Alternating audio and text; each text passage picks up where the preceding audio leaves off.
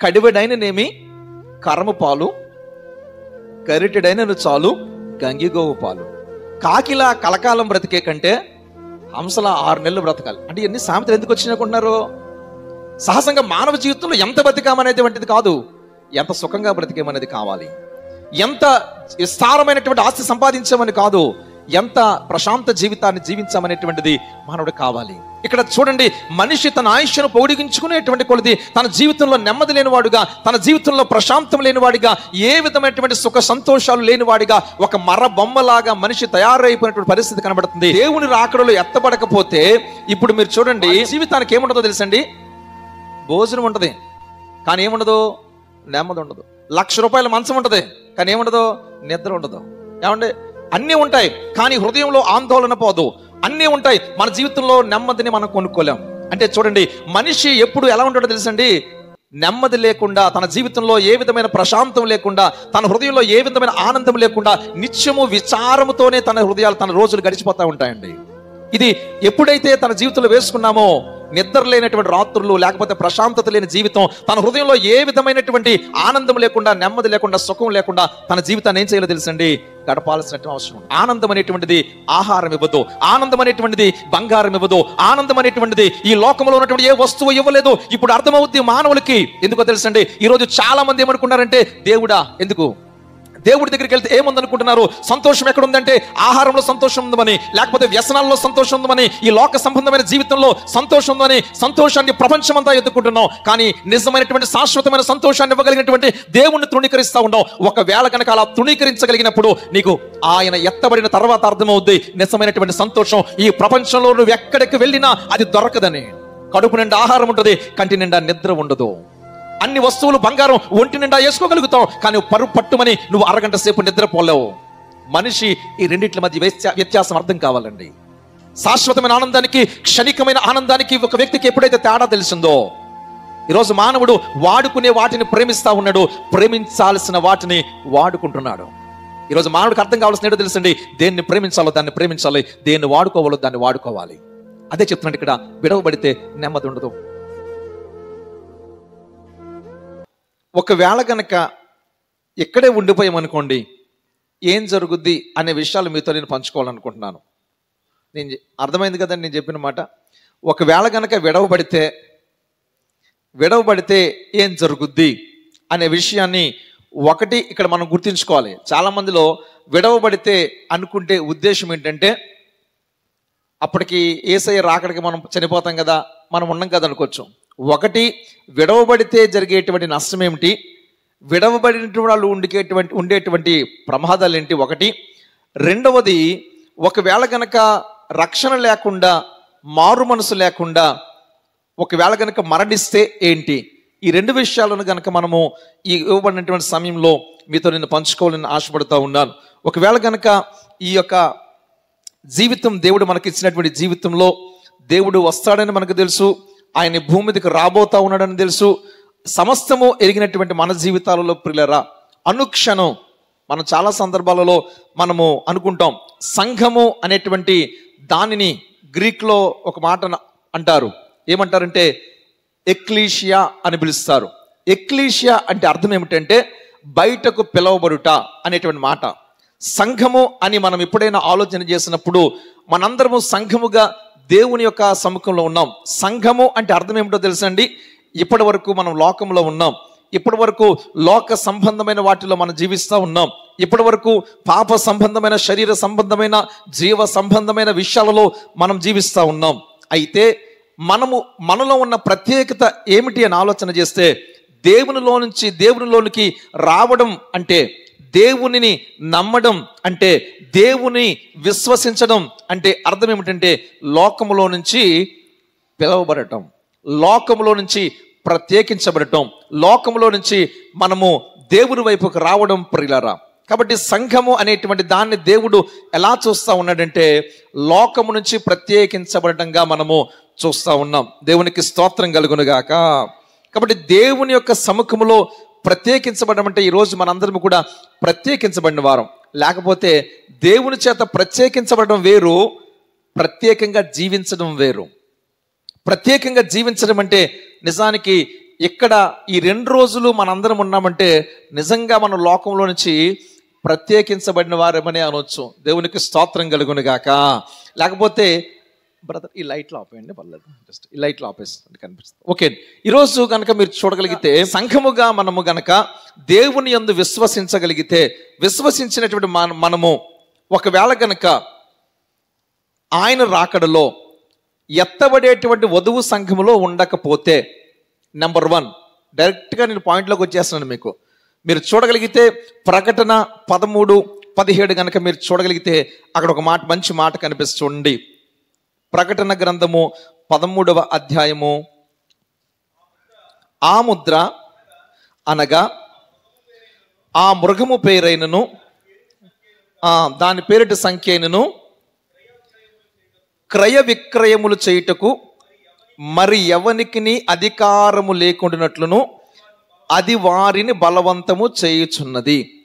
ఇది గుర్తుంచుకోవాలి. అంటే సంఘము ఎత్తబడిన తర్వాత ఈ భూమి మీద జరగబోయేటువంటి మొట్టమొదటిది విషయాన్ని కనుక జాగ్రత్తగా అర్థం చేసుకోగలిగితే, ఈ భూమి మీద బ్రతకాలి అంటే 13వ అధ్యాయం అంతా మనం చూసాం. 13వ అధ్యాయంలో మనకు కనిపించేది ఏమిటో తెలుసండి, ఈ లోకంలో మనము దేవుణ్ణి విశ్వసిస్తా ఉన్నాము అని చెప్పడానికి మనం విశ్వసించవలసింది ఏమిటండి? అంటే క్రీస్తు ప్రభువారిని విశ్వసించాను అని చెప్పడానికి మనం విశ్వసించవలసిన ప్రధానమైనది ఏంటి? తండ్రిని, కుమారుణ్ణి, పరిశుద్ధాత్మను నమ్మలవద్దా? ఇప్పుడు తండ్రి, కుమార, పరిశుద్ధాత్మ నమ్మని వాళ్ళు ఎవరైనా ఉంటే చేయొద్దండి. మనం విశ్వసిస్తున్నామంటే అర్థం ఏంటి? తండ్రి అయిన దేవుణ్ణి, కుమారుడైనటువంటి క్రీస్తుని, ఇప్పుడు నడిపిస్తున్న పరిశుద్ధాత్మని మనం విశ్వసిస్తూ ఉన్నాం. అంటే దీన్నే మనం ఏమంటామంటే త్రిత్వము అంటాం. త్రిత్వం అంటాం. ఎలాగైతే త్రిత్వం మనకు కనిపిస్తూ ఉందో, ఏమండి, ఎలాగైతే ఇది అసలైన త్రిత్వమో 13వ అధ్యాయంలో ఒక నకిలీ త్రిత్వం ఉంది, అబద్ధ త్రిత్వం ఉంది. అబద్ధ త్రిత్వం ఎవరు?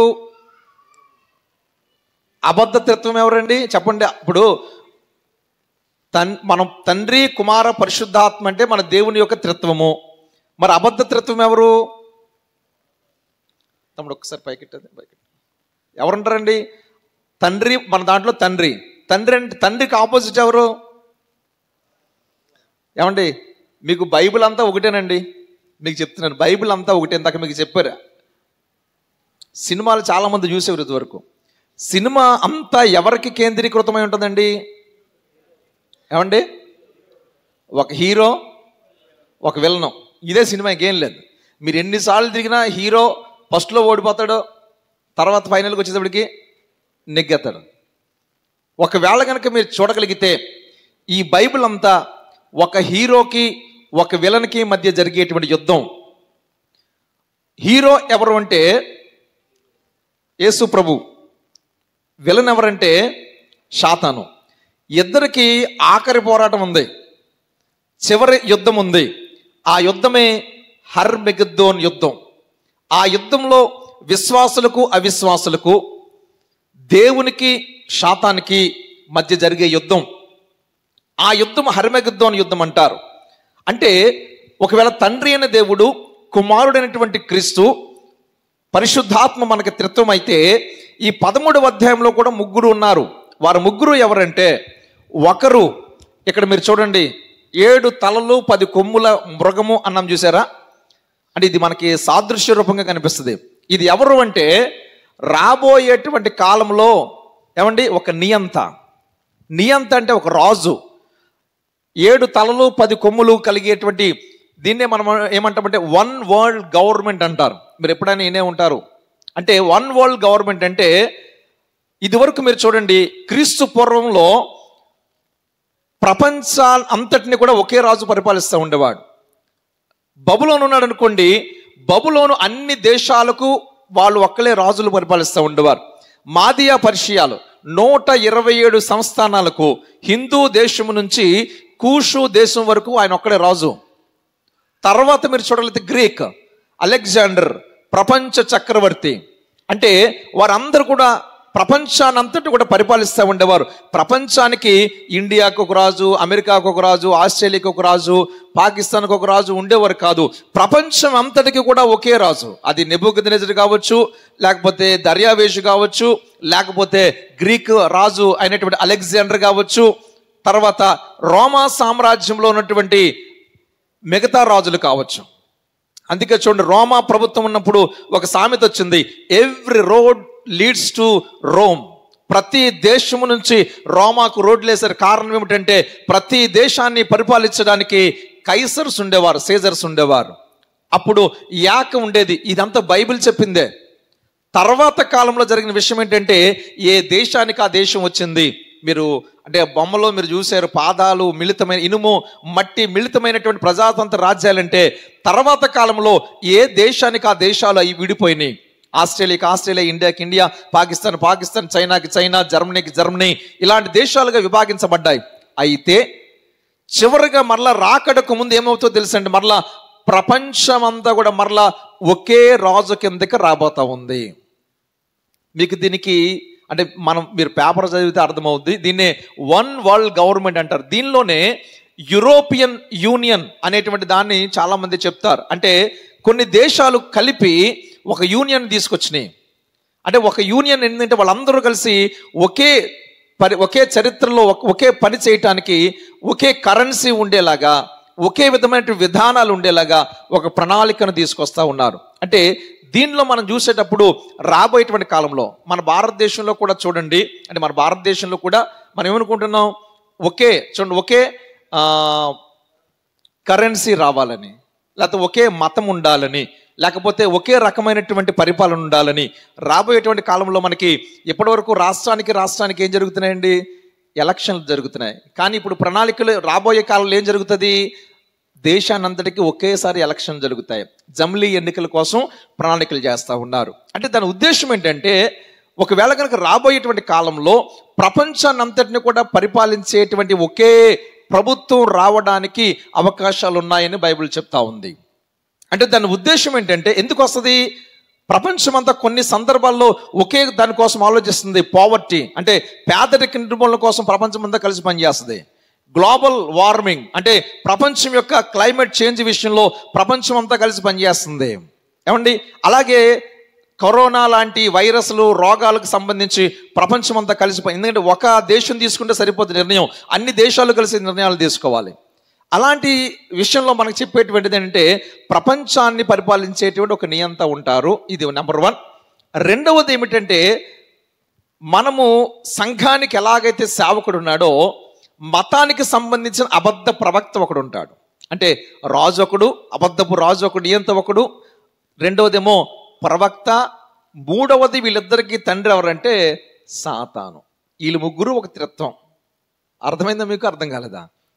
తండ్రి, కుమార, పరిశుద్ధాత్మ దేవునిలో త్రిత్వం అయితే సాతాను, అబద్ధ ప్రవక్త, నియంత వీళ్ళు ముగ్గురు ఒక త్రిత్వం. ఇది సాతాను సంబంధమైన త్రిత్వం, లోక సంబంధమైన త్రిత్వం. సో వీళ్ళు ముగ్గురు కలిసి పనిచేస్తూ ఉంటారు. యువతల వైపు ఏమో తండ్రి, కుమార, పరిశుద్ధాత్మ కలిసి పనిచేస్తూ ఉంటారు. సో ఇక్కడ మనం జాగ్రత్తగా చూడగలిగితే ఇప్పుడు తమ్ముడు నెక్స్ట్ అంటే విడవబడడం కోసం మనం ఆలోచన చేస్తే ఇప్పుడు జరిగే విషయం ఏంటంటే క్రయ విక్రయాల ఇబ్బంది ఏమన్నా మనం ఇక్కడ ఉండిపోతే, దేవుని రాకడలో ఎత్తబడకపోతే, ఇప్పుడు మీరు చూడండి ఏది చేయాలైనా ఈ లోకంలో ఇద్దరు ఉండాలండి. ఒకళ్ళేమో నడిపించే వాళ్ళు నాయకులు ఉండాలి, రెండవది వాళ్ళకి సపోర్ట్ చేసేటువంటి మత సంబంధమైన కార్యక్రమాలు ఉండాలి. మీరు ఎక్కడైనా చూడండి రాజు ఉండాలి అంటే కదండి. రాజు ఇప్పుడు ఉదాహరణకి దావీదు రాజు ఉన్నాడండి. దావీదు రాజు గారికి సలహా చెప్పాలంటే ఎవరున్నారు అక్కడ? సమూయేలు ప్రవక్త ఉన్నారు కదా, గాదు ప్రవక్త. అంటే రాజుకు సపోర్ట్ చేయడానికి ఒక ప్రవక్త ఉండాలి. రాబోయేటువంటి కాలంలో ఖచ్చితంగా అలాగే ఒక అబద్ధ నియంత ఉంటే ఆయన కూడా అబద్ధ ప్రవక్త ఉంటారు.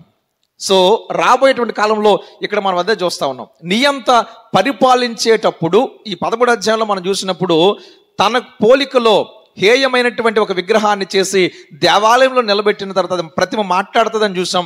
ఆ ప్రతిమ మాట్లాడుతుంది. So this is the technology మనం చూసాం. ఈ మాటను 13వ అధ్యాయంలో మనం చూసినప్పుడు అంటే ఇప్పుడు క్రయ విక్రయాలు ఎవరికి జరుగుతాయంటే వాళ్ళు ఒక ముద్ర వేస్తారు. అంటే క్రైస్తవ సమాజంలో దీనికి ఉన్నటువంటి ఒక మాట ఏమిటంటే రాబోయేటువంటి కాలంలో ఒక చిప్ వస్తుంది. RFID అంటారు దాన్ని, రేడియో ఫ్రీక్వెన్సీ ఐడెంటిఫికేషన్ అనేటువంటి చిప్ ఉంటుంది. అది పెద్ద వాస్తవమే, ఖచ్చితంగా దాన్ని మనం కొట్టి పారేయలేం. ఎందుకంటే ఈరోజు మనందరం కూడా మన డేటా అంతా దేంట్లో ఉందండి? ఇప్పుడు ఆధార్ కార్డులో KYC కదండి. ఇప్పుడు మనం ఏమి చేసి సంతకం పెట్టకలేదు, వేలు ముద్ర అయితే మన డేటా అంతా వచ్చేస్తుంది. ఇప్పుడు ఏదైనా కావాలనుకోండి, మనం ఏం చేస్తున్నాం? వేలు ముద్ర వేస్తున్నాం. అంటే మన ఫింగర్లోనే, మన ముద్రలోనే అంతా ఉంది, ఇంకేమీ లేదు. మీరు ఆలోచించక్కర్లేదు. మనం ఇలాగ వేసామంటే నీ పేరేంటి, నీ ఊరేంటి, నువ్వు ఎక్కడో, నీ అడ్రస్ ఏంటి, నీకున్న సమస్తము కూడా రాబోయేటువంటి కాలంలో మన ఫింగర్లోని, ఈ ముద్రలోనే సమస్తము కూడా ఆక్యుపై చేసేసి ఉన్నాయి. కాబట్టి ఇక్కడ చెప్పేది ఏంటంటే, ఖచ్చితంగా అలాంటిది ఒక ఐడెంటిఫికేషన్ చిప్ అయినటువంటిది ప్రతి ఒక్కరికి ఇస్తారు. మనందరికీ ఇప్పుడు మనందరం పేర్లు పెట్టి పిలవబట్టలేదు, తెలుసా? మేము మన దేన్ని బట్టి మన ఐడెంటిఫికేషన్, గవర్నమెంట్ దేన్ని బట్టి మనల్ని గుర్తిస్తుంది అనుకుంటున్నారు? నెంబరు. మీ నెంబరు, మీ ఆధార్ కార్డు మీద నెంబరే మీ నెంబరు, ఇంకంతే. రామకృష్ణలో 1,00,000 మంది ఉండొచ్చు ప్రపంచంలో, లేకపోతే భారతదేశంలో, కానీ నాకు ఒకే నెంబర్ ఉంటుంది. ఆ నెంబర్ దేన్ని బట్టి ఉంటుంది? నా ఫింగర్ ప్రింట్ని బట్టి ఉంటుంది, నా అయినటువంటి ఐరిష్ని బట్టి ఉంటుంది. ఐరిష్ని బట్టి, ఫింగర్ ప్రింట్ని బట్టి నాకు నెంబర్ కేటాయిస్తారు. ఆ నెంబర్ మీద నాకున్న డీటెయిల్స్ ఉంటాయి. రేపొద్దున్న ఏమి లేదు, మనం అనుకునేది ఏంటంటే, మనల్ని ఈజీగా ఐడెంటిఫికేషన్ చేయాలంటే ఒక చిప్లో దాన్ని అంతటిని భద్రపరుస్తారండి, అదే మన దగ్గర ఉంచుతారు, అంతే. ఇంక మనం రేపొద్దున ఎక్కడికైనా వెళ్ళేటప్పుడు ఎక్కడికి పట్టుకెళ్ళక్కర్లేదు. ఉదాహరణకి మనకి ఏ ప్రాబ్లం ఉంది, ఏం రోగం ఉంది, చాలామంది చెప్పేది ఏమిటంటే, పేషెంట్స్ని ఐడెంటిఫై చేయడానికి, రోగగ్రస్తులను ఐడెంటిఫై చేయడానికి ఈ చిప్ అనేటువంటిది మన బాడీలో ఇన్కార్పొరేట్ చేస్తారు. ఆల్రెడీ దాని మీద పరిశోధనలు జరిగినాయి. పరిశోధనలు జరిగినప్పుడు చెప్పిన మాట ఏమిటంటే, అది బైబిల్లో చెప్పినట్టుగానే నుదుటి మీద కానీ, లేకపోతే కుడి చేతి మీద కానీ, ఇక్కడ ఉన్నటువంటి కుడి చేతి మీదనైనా దాన్ని ఫిక్స్ చేస్తున్నారు అనేటువంటి ఆలోచన ఉంది. అంటే ఎందుకు ఈ మాట చెప్పాడంటే, ఇక్కడ ఎవరైతే విడవబడ్డారో వారు ఇది వేసుకుంటేనే వాళ్ళకి క్రయ విక్రయాలు ఉంటాయి. అంటే ఉదాహరణకి దీన్ని మనం పెద్ద ఆలోచించక్కర్లేదండి. ఇప్పుడు మన దగ్గర మన వేలుముద్ర పనిచేయకపోతే మనకి పెన్షన్ ఇస్తారా? మన వేలుముద్రకు పనిచేయకపోతే మనకి రేషన్ ఇస్తారా? ఎవరు? మన దగ్గర డేటా పనిచేయకపోతే ఏమి ఇవ్వరండి. నేను రామకృష్ణ అంటే ఎవరికి కావాలి, నీ ఐడెంటిఫికేషన్ ఏంటి చెప్పంటారు. ముఖం మీద రాసి ఉంటుంది నా ఐడెంటిఫికేషన్ ఏమన్నానే. మనల్ని వ్యక్తిగతంగా మనల్ని ఎవరు గుర్తించరండి, మన ఊర్లో గుర్తిస్తారు. రాజమండ్రి వెళ్తే నేను ఎవరికి తెలుసు, హైదరాబాద్ వెళ్ళి ఎవడో పట్టించుకోడు, అమెరికా వెళ్తే అసలు ఎవడో పట్టించుకోడు. ఎందుకోసం? నా ముఖం మీద నా ఐడెంటిఫికేషన్ ఉండదు. నా ఐడెంటిఫికేషన్ అంతా ఎక్కడ ఉంటుంది? చిన్న కార్డు మీద ఉంటుంది. ఆధార్ కార్డు లేకపోతే మనకు వాల్యూ లేదండి. చిన్న ఐడెంటిఫికేషన్ లేకపోతే రోడ్డు మీద మండేసుకు వెళ్తే పక్కన కూర్చో అంటుండే, ఎవడైనా అనవసరం పక్కన ఇట్టు. తర్వాత నీ ఐడెంటిఫికేషన్ అంటే చెప్పు. నీ పక్కన మంచి ఐడెంటిఫికేషన్ ఉందనుకో నిన్ను గౌరవిస్తారు, లేదనుకో నీ ముఖం చూసి ఎవరికి ఐడెంటిఫికేషన్ ఉండదు. రాబోయేటువంటి కాలంలో అలాగే నీవు గనక దాన్ని ఒప్పుకుంటే, దేన్ని ఒప్పుకుంటే? ఆ ప్రతిమకి నమస్కారం పెట్టడానికి, లేకపోతే దాన్ని ఇష్టపడి ఈ నెంబర్ పర్వాలేదు నేను కూడా దాంట్లో నెంబర్ జాయిన్ అయ్యాను, ఎందుకంటే అది లేకపోతే మనకు రేషన్ ఎవరో. అంటే క్రయ విక్రయాలంటే నువ్వేమి కొనుక్కోవాలన్నా ఖచ్చితంగా అది, మీరు ఎక్కడ దాకా వెళ్తున్నారండి? ఇక్కడ మీకు బెస్ట్ ప్రైస్ ఉందండి, బెస్ట్ ప్రైస్లో ఏమన్నా కొనాలంటే మన దగ్గర ఏముండాలి? కార్డు లేకుండా నేను వెళ్తే నాకు ఇస్తారండి? ఏదో దేనికోసమో ఆలోచిస్తున్నాం మనం. కార్డు లేకపోతే అసలు బెస్ట్ ప్రైస్ లోపలికి అలౌ చేయడం మనల్ని. ఎవడైనా కార్డు ఉన్నవాడిని తీసుకుని లోపలికి వెళ్ళాలి. Same as it is. కానీ రేపొద్దున్న మనము అది విశ్వసించి పర్వాలేదండి నేను నాకు కష్టమైపోతుంది అని గనక మనం వేయించుకుంటే అది ఇస్తాడు. మీరు అనుకోవచ్చు, ఏమంటే వేయించుకుంటే ఏంటి, RFID చిప్ పెట్టుకుంటే ఏంటి, పెట్టుకోపోతే ఏంటి, పెట్టుకుంటే ఏంటి, పెట్టుకోపోతే ఏంటి, నెక్స్ట్ చూద్దాం. ఇది వేయించుకుంటే అంటే ఈ నెంబర్ కోసం లోపలికి వెళ్ళట్లేదు, దాని అంతా మళ్ళీ మనం వివరించాలని చాలా టైం పడుతుంది. సో నెక్స్ట్ చూడండి, ప్రకటన గ్రంథం 9:6. నెక్స్ట్ పెడతాం. ప్రకటన గ్రంథం 14:11 చూడండి. 14:11 చదివితే, వారి బాధ సంబంధమైన పొగ యుగములకు లేచును, ఆ క్రూర ముఖముకు గాని దాని ప్రతిమకు గాని నమస్కారం చేయవారును దాని పేరు గల ముద్ర ఎవరైనను వేయించుకుని ఎడల వాడును రాత్రింబవళ్ళు నెమ్మది లేని వారే ఇందురు. చాలండి, చూసారా? అంటే వేయించుకుంటే ఏంటబ్బా అని మనకి భోజనం దొరకట్లేదు, వస్తువులు దొరకట్లేదు, ఏమీ మనకి దొరకట్లేదు. సో అవి దొరకాలంటే వేయించుకోవాలి కాబట్టి చిప్పు వేయించుకున్నాం. చిప్పు వేయించుకుంటే జరిగేటువంటి పరిస్థితి ఏంటో తెలుసండి. వారు అంట ఏమవుతారంటండి, రాత్రింబగళ్ళు నెమ్మది లేని వారే ఉంటారు. అంటే వారి జీవితానికి ఏముండదో తెలుసండి, భోజనం ఉంటుంది కానీ ఏముండదు, నెమ్మది ఉండదు. 1,00,000 రూపాయల మంచం ఉంటుంది కానీ ఏముండదు, నిద్ర ఉండదు. ఏమంటే అన్నీ ఉంటాయి, కానీ హృదయంలో ఆందోళన పోదు. అన్నీ ఉంటాయి, మన జీవితంలో నెమ్మదిని మనం కొనుక్కోలేం. అంటే చూడండి, మనిషి ఎప్పుడు ఎలా ఉంటాడో తెలుసండి, నెమ్మది లేకుండా, తన జీవితంలో ఏ విధమైన ప్రశాంతం లేకుండా, తన హృదయంలో ఏ విధమైన ఆనందం లేకుండా, నిత్యము విచారముతోనే తన రోజులు గడిచిపోతూ ఉంటాయండి. ఇది ఎప్పుడైతే తన జీవితంలో వేసుకున్నామో, నిద్ర లేనటువంటి రాత్రులు, లేకపోతే ప్రశాంతత లేని జీవితం, తన హృదయంలో ఏ విధమైనటువంటి ఆనందం లేకుండా, నెమ్మది లేకుండా, సుఖం లేకుండా తన జీవితాన్ని ఏం చేయాలో తెలుసండి, గడపాల్సినటువంటి అవసరం ఉంటుంది. అంటే మానవ జీవితంలో మీరు అంటారు కదా, ఏమంటారు అంటే చాలామంది ఏమంటారో తెలుసండి, కడివెడైననేమి కరము పాలు, గరిటెడైనను చాలు గంగిగోవు పాలు, కాకిలా కలకాలం బ్రతికే కంటే హంసలా 6 నెలలు బ్రతకాలి. అంటే ఇవన్నీ సామెతలు ఎందుకు వచ్చినాయి అనుకుంటున్నారు? సహజంగా మానవ జీవితంలో ఎంత బతికామనేటువంటిది కాదు, ఎంత సుఖంగా బ్రతికేమనేది కావాలి. ఎంత విస్తారమైనటువంటి ఆస్తి సంపాదించామని కాదు, ఎంత ప్రశాంత జీవితాన్ని జీవించామనేటువంటిది మానవుడికి కావాలి. ఇక్కడ చూడండి, మనిషి తన ఆయుష్ను పొడిగించుకునేటువంటి కొలది తన జీవితంలో నెమ్మది లేనివాడుగా, తన జీవితంలో ప్రశాంతం లేనివాడిగా, ఏ విధమైనటువంటి సుఖ సంతోషాలు లేనివాడిగా, ఒక మర బొమ్మలాగా మనిషి తయారైపోయినటువంటి పరిస్థితి కనబడుతుంది. ఎందుకంటే చిప్పు వేయించుకున్న తర్వాత ఆహారం దొరుకుతుంది, కానీ ఆనందాన్ని కోల్పోతా ఉన్నాడు. ప్రియులరా, కానీ నువ్వు ఎందుకు బ్రతికా ఇప్పటి వరకు అంటే ఆహారం కోసమే బ్రతికాం. ఈ ఆహారమే నీకు ఉంది, కానీ దేవుడిచ్చే ఆనందం నీ జీవితంలో లేదు. అది ఆనందం అనేటువంటిది ఆహారం ఇవ్వదు, ఆనందం అనేటువంటిది బంగారం ఇవ్వదు, ఆనందం అనేటువంటిది ఈ లోకంలో ఉన్నటువంటి ఏ వస్తువు ఇవ్వలేదు. ఇప్పుడు అర్థమవుద్ది మానవులకి. ఎందుకో తెలుసండి, ఈరోజు చాలా మంది ఏమనుకుంటున్నారంటే, దేవుడా ఎందుకు, దేవుడి దగ్గరికి వెళ్తే ఏముందనుకుంటున్నారు, సంతోషం ఎక్కడుందంటే ఆహారంలో సంతోషం ఉందని, లేకపోతే వ్యసనాల్లో సంతోషం ఉందని, ఈ లోక సంబంధమైన జీవితంలో సంతోషం ఉందని సంతోషాన్ని ప్రపంచమంతా ఎత్తుకుంటున్నాం. కానీ నిజమైనటువంటి శాశ్వతమైన సంతోషాన్ని ఇవ్వగలిగినటువంటి దేవుణ్ణి తృణీకరిస్తూ ఉన్నాం. ఒకవేళ కనుక అలా తృణీకరించగలిగినప్పుడు నీకు ఆయన ఎత్తబడిన తర్వాత అర్థమవుద్ది నిజమైనటువంటి సంతోషం ఈ ప్రపంచంలో నువ్వు ఎక్కడికి వెళ్ళినా అది దొరకదని. కడుపు నిండా ఆహారం ఉంటుంది, కంటి నిండా నిద్ర ఉండదు. అన్ని వస్తువులు బంగారం ఒంటి నిండా వేసుకోగలుగుతావు, కానీ పట్టుమని నువ్వు అరగంట సేపు నిద్రపోలేవు. మనిషి ఈ రెండిట్ల మధ్య వ్యత్యాసం అర్థం కావాలండి.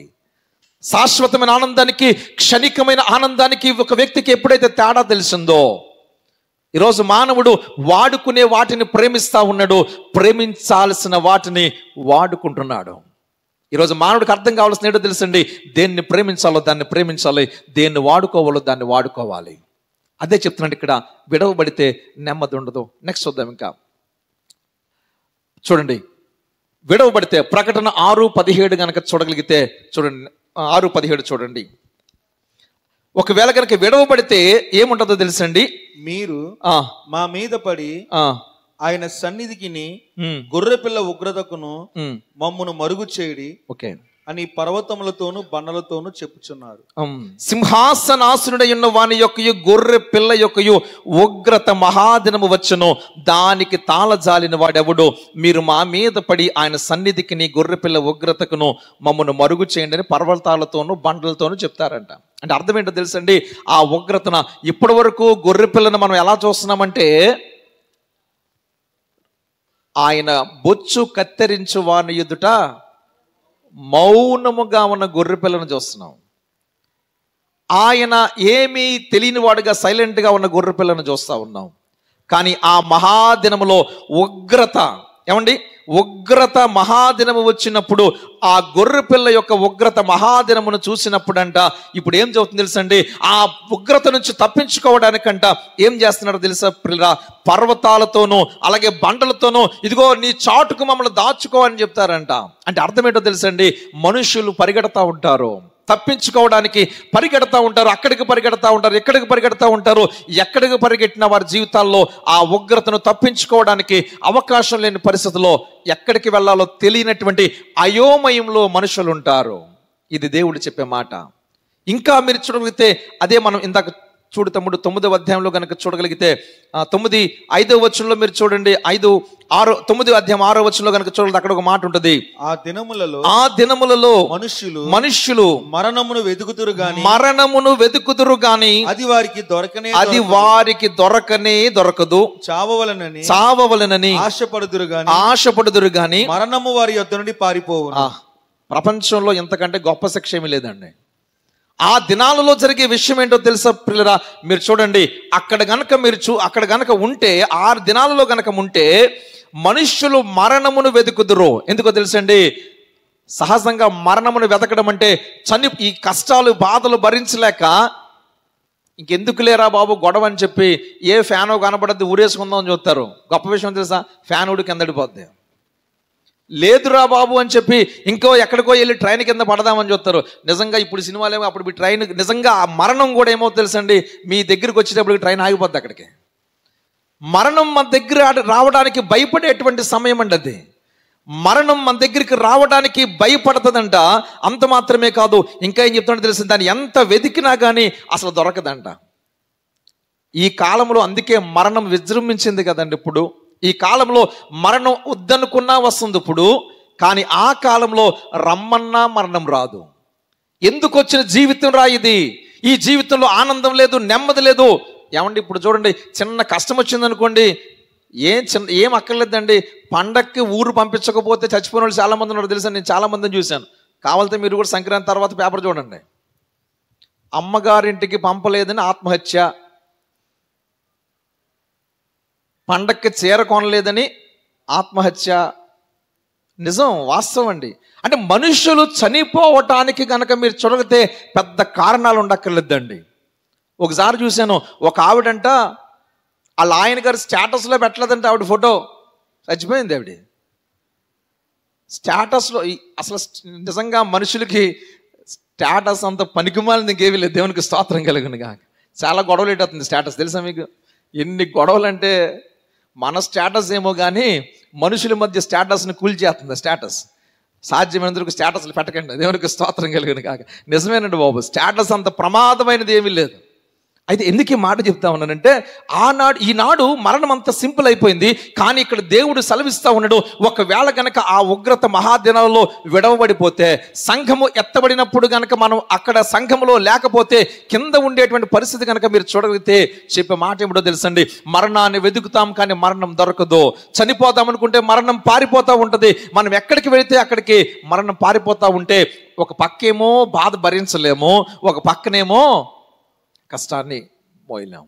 ఇటువంటి బాధలు పడేటువంటి పరిస్థితి ప్రియులారా. ఇంకా మీరు చూడగలిగితే, ఇంకా మీరు దాంట్లో చూడండి, ఇంకా ఈ 16:2 కనుక చూడగలిగితే భయంకరమైనటువంటి బాధకరమైనటువంటి చెడ్డ పుండ్లు ప్రకటనలోనే 16:2 మీరు చూడగలిగితే అక్కడ కూడా ఈ మాట కనిపిస్తుంది.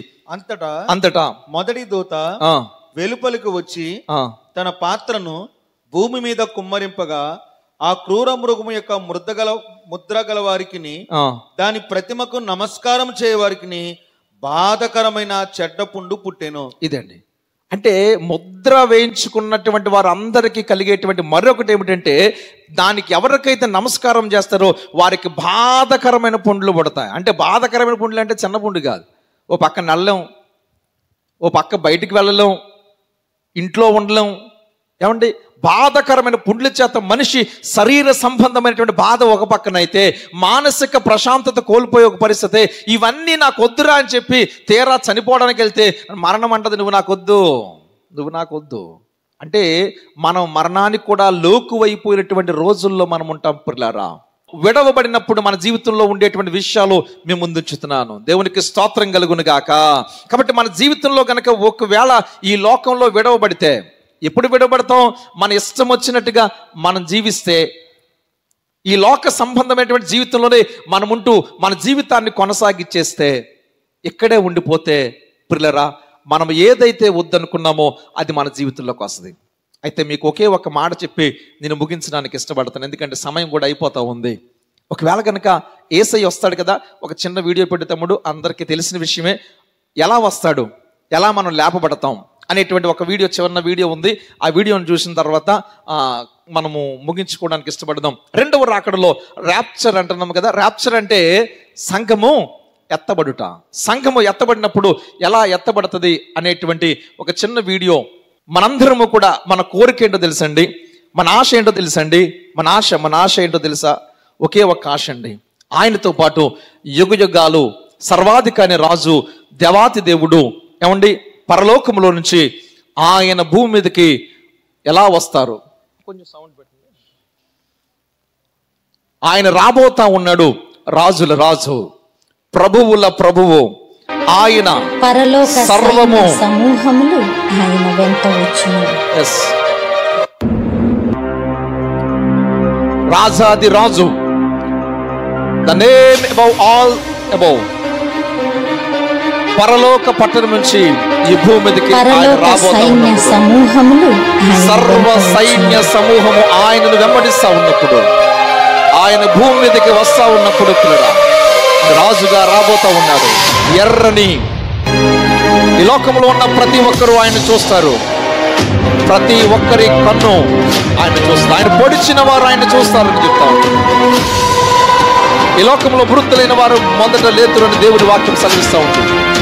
సమాధి చేయబడిన ప్రతి ఆత్మ సమాధులు తెరవబడతాయి. మృతులైన వారందరూ లేస్తారు, మహిమ శరీరాలను ధరించుకుంటారు.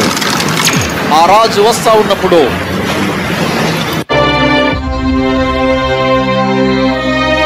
ఈరోజు మరణించిన ప్రతి ఒక్కరూ ఏ రీతిగా మరణించిన శరీరము మహిమ శరీరాలుగా మార్చబడి ఆయన రాకడలో లేపబడతారు.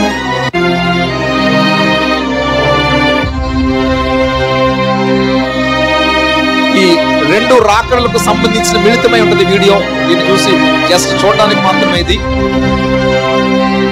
ప్రతి ఒక్కరూ శరీర దేహాలను మహిమ దేహాలను పొందుకుంటారు. ఇది ధవళ వర్ణపు సింహాసనం. ఆయన తీర్పు ప్రపంచంలో ఈ లోకమంతటికి ఒక రోజు తీర్పు ఉన్నదని రెండవ రాకడలో మనం గమనించాలి.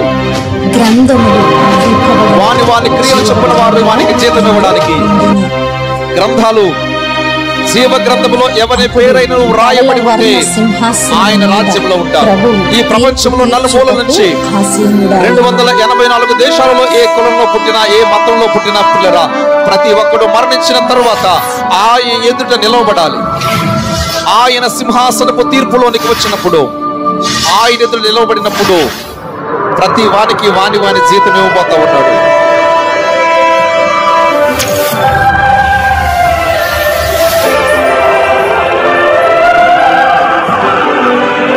సర్వాధికారి అయినటువంటి దేవుడు చూడండి, ప్రతి జనము ఆయన ముందు నిలవబడ్డారు. గొర్రె పిల్ల అయినటువంటి ఆయన న్యాయాధిపతిగా న్యాయమును తీర్చడానికి వచ్చినప్పుడు, ఆయన ఎదుట ప్రతి ఒక్కరు నిలవబడినప్పుడు తీర్పుకు సిద్ధమైనటువంటి వారు తన భార్యను అగ్ని ప్రమాదమునకు గురి చేసి పరాయి స్త్రీతో అక్రమ సంబంధము పెట్టుకున్నారు. ఈ లోకంలో మనం ఎలాగైనా జీవించవచ్చు, కానీ ఒకరోజు ఆయన సముఖంలో తీర్పు ఉన్నదని మనం అర్థం చేసుకోవాలి. ఆపదలో ఉన్నవారికి సహాయము చేయక తన డబ్బుతో సుఖభోగములు అనుభవించిన స్వార్థపరుడు, లోక సంబంధమైన పాపముతో వ్యసనముతో జీవించేటువంటి వారు ఆయన సముఖంలో నిలబడినప్పుడు త్రోసివేయబడతారు.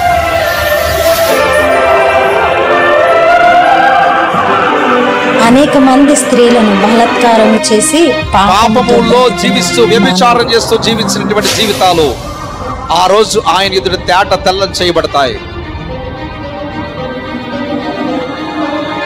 నా జీవితం వ్యభిచారం చేసిన స్త్రీ జీవించినటువంటి వారి జీవితాలు ఒకానొక రోజున ఆయన రాకడలో తేట తెల్లం చేయబడతా ఉన్నాయి. తప్పుడు మందులు ఇచ్చిన డాక్టర్, మోసము చేత తను చేసే వృత్తికి ద్రోహం చేసినటువంటి ఒక డాక్టర్, అన్యాయం చేత మోసము చేత ఈ లోకంలో మనం జీవిస్తే దానికి ఒకరోజు మనం ఖచ్చితంగా తీర్పు చెల్లించాలి.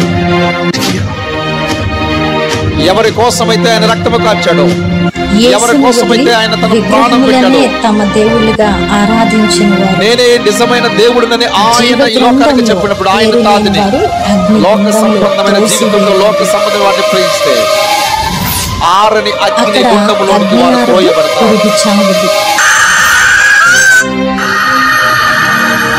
అగ్ని ఆరదు, పురుగు చావదు. యుగ యుగములు వారు అక్కడ బాధలు పొందుదురు.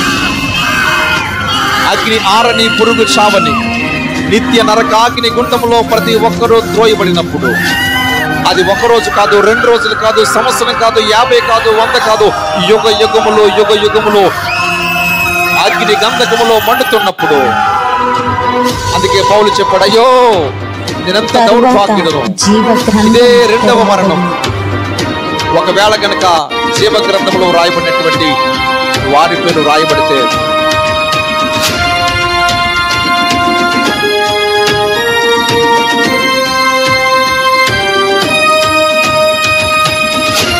కూడా దేవుని పరిచర్యకు సహకరించి దేవుని చిత్తంలో నడిచిన స్త్రీ, దేవుని చిత్తానుసారముగా జీవించినటువంటి ఒక కుమార్తె.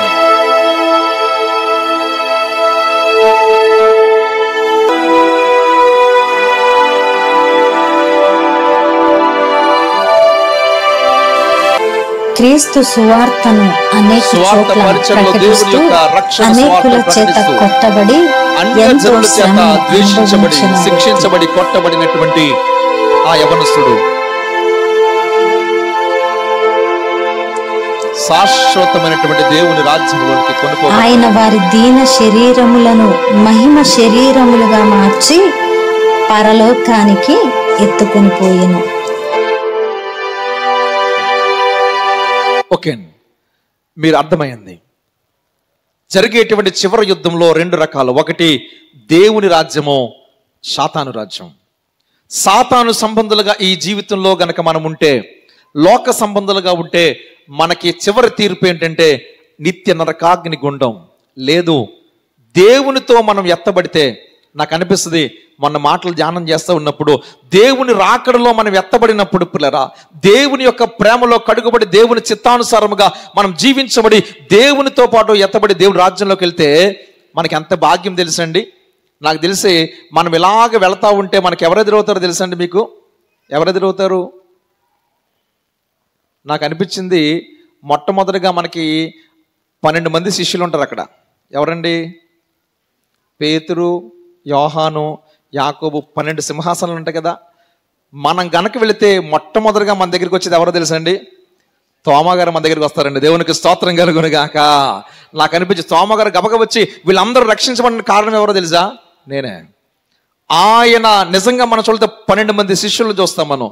అక్కడి నుంచి అలాగెళ్తే సింహాల బోనులో నిలబడి ధైర్యంగా, ఏమండి, సింహాలు నోళ్లు మూయించినటువంటి దానియేలు గారు కనబడతారు. దేవునికి స్తోత్రం కలుగును గాక. ఇంకా మనం ముందుకెళ్ళామనుకోండి, అగ్ని గుండంలో ధైర్యంగా నిలబడి క్రీస్తు కొరకు దేవుని కొరకు నిలబడినటువంటి షడ్రకు, మేషకు, అబేద్నెగోలను చూసేటువంటి కన్నులు గన్నవారుగా మనం ఉంటాం. దేవునికి స్తోత్రం కలుగును గాక. ఇంకా మనం చూడాలంటే, ఏమండి, అబ్రహాం గారి దగ్గరికి వెళ్ళామండి, అబ్రహాం గారు కనబడతారు, యాకోబు గారు కనబడతారు, ఏలియా గారు కనబడతారు. ఈ ప్రపంచంలో ఉన్నటువంటి మనం ఎవరైతే బైబిల్ గ్రంథంలో ఉన్నారో పిల్లరా, ప్రతి ఒక్కరూ దేవుని సముఖంలో సంతోషిస్తూ ఉంటే మనందరము వాళ్ళతో కలిసి ఏం చేస్తామో తెలుసండి, సంతోషిస్తూ ఉంటాం. దేవుని నామానికి మహిమ కలుగును గాక. వాళ్ళందరితో ఏకమై మనందరం కూడా అనాది కాలంలో హానోకు దగ్గర నుంచి, అనాది కాలంలో ఉన్నటువంటి షేతు దగ్గర నుంచి దేవుని సముఖంలో కడగబడినటువంటి దేవుని రాజ్యంలో ఉన్న ప్రతి ఒక్కరి దగ్గరికి వెళ్ళి మనము అందరినీ చూడగలుగుతాం. వారందరితో సంతోషించగలుగుతాం. యుగ యుగాలు దేవుని యొక్క నామాన్ని మనం గణపరుస్తూ నిత్యము మన కేక ఏమవుతుందో తెలుసండి? మన కేక ఎలా ఉంటుంది? అప్పుడు ఆనందగానం అయిపోతుంది. దేవునికి స్తోత్రం కలుగును గాక. నిజంగా పాట నాకు రాదు కానీ యేసన్న గారి పాట ఉంటుంది, మంచి పాట. ఆనందమే మహదానందమే అనేటువంటి పాట ఉంటుంది, అద్భుతంగా ఉంటుంది. నిజంగా ఆ రోజు అక్కడ మనం ఆ పాట పాడతాం. ఎంత అందంగా పాడతామంటే ఆ ఆనందం ఎలా ఉంటుందంటే దాన్ని మనం వర్ణించలేము. ఆకలి ఉండదు, అక్కడ దప్పిక ఉండదు, అక్కడ తలుపులు వేయబడవు, అక్కడ ఏ విధమైనటువంటి బెంగ ఉండదు, అక్కడ ఎప్పుడు ఇంకా సూర్యుడు అక్కర్లేదు. ఎందుకో తెలుసండి, అక్కడ సూర్యుడు అక్కర్లేదు. ఎందుకు సూర్యుడు అక్కర్లేదు? దేవుడే కోటి సూర్య తేజస్సు కలిగిన వాడు. దేవునికి స్తోత్రం కలుగునుగాక. హల్లెలూయా.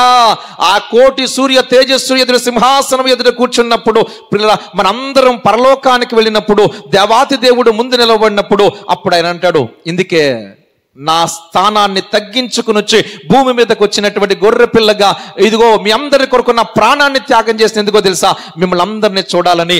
అదే మన కోరిక. అందుకే యేసన్న గారు ఒక పాట పాడారు కదండి. యేసన్న గారు పాట నాకు చాలా ఇష్టం. సియోను శిఖరాగ్రము